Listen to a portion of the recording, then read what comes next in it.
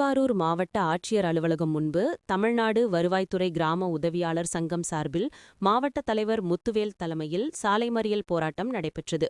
போராட்டத்தின் பிரதான கோரிக்கையாக அலுவலக உதவியாளருக்கு இணையான கிராம உதவியாளர்களுக்கு அடிப்படை ஊதியம் 15,700 வழங்க வேண்டும். கிராம நிர்வாக உதவியாளர்கள் விஏஓ பதவி உயர்வு பெற 10 ஆண்டுகளுக்கு பதில் 6 ஆண்டுகளாக குறைத்து விதி திருத்த வேண்டும் உள்ளிட்ட 5 அம்ச கோரிக்கை வலியுறுத்தி திருவாரூர் தஞ்சை தேசிய நெடுஞ்சாலையில் சாலை மறியல் போராட்டத்தில் ஈடுபட்டனர். போராட்டத்தில் ஈடுபட்ட அனைவரையும் போலீசார் கைது செய்து தனியார் திருமண மண்டபத்தில் அடைத்தனர். சாலை மறியல் போராட்டம் காரணமாக திருவாரூர் தஞ்சாவூர் தேசிய நெடுஞ்சாலையில் சுமார் 1 மணி நேரம் போக்குவரத்து பாதிப்பு ஏற்பட்டது குறிப்பிடத்தக்கது.